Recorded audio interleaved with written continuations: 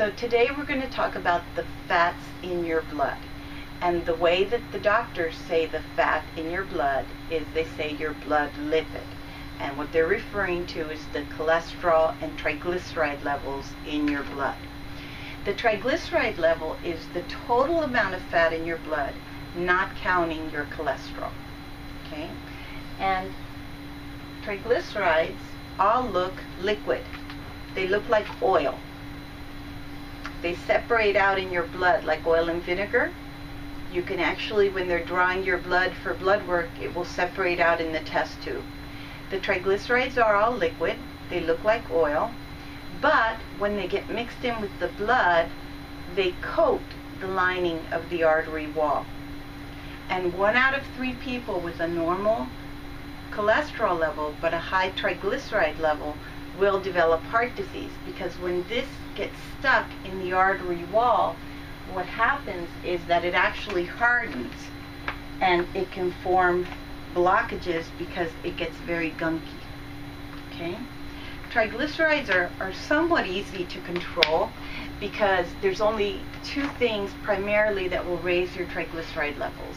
Number 1 is excess alcohol, and number 2 is high blood sugar. By excess alcohol, I don't mean that you have a glass of wine with dinner. Alcohol is in a 24-hour box, and there's only a certain amount that your body can break down in a 24-hour period. So if you have a 6-pack of beer while you're watching the basketball game and you're not happy with the outcome, that's too much alcohol. That's excess alcohol because it's a lot of alcohol in a 24-hour period. If you have a beer every night, that's not excess alcohol. So excess alcohol, what makes it excess is that anything over a given amount, your body will take that alcohol and take it to your liver so that you don't get alcohol poisoning. And what your liver does is it says, oh, alcohol, you're here, let me do something with you. And so it takes the alcohol and it turns it into triglyceride. It actually takes alcohol and turns it into the liquid fat that I showed you a little while ago. Okay? So drink alcohol in moderation. A cup of wine or an ounce of hard liquor a night is perfectly fine, but don't save it all up and have it all at once, because then it won't be metabolically very good for your body. High blood sugars. A lot of people don't know this, but your triglyceride levels go up 7 years before the diagnosis of diabetes.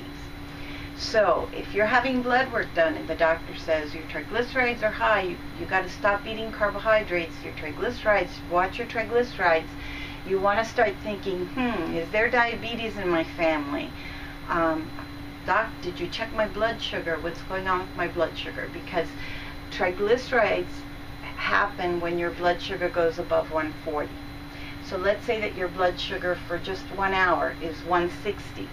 Well, 160 minus 140, you get 20. Those 20 points of sugar in your blood, your body doesn't want it in your blood because your body doesn't want you to become a diabetic.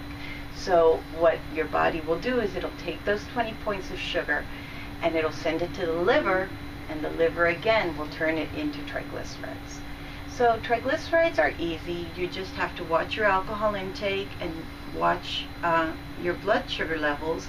And as long as both of those are fine, chances are that there's not going to be anything wrong with your triglyceride levels. Eating fat in your diet doesn't increase your triglyceride level. Excess blood sugar and alcohol increase your triglyceride level. So someone said to me, does that mean that if I eat a piece of cake, my triglycerides are going to go high?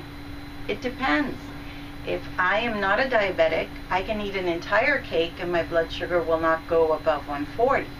But if I am a diabetic, I might have just a little slice of cake, and if my blood sugar goes above 140, anything over 140 will get converted to sugar. So you need to know where your blood sugars are to know how much you can get away with in terms of sweets.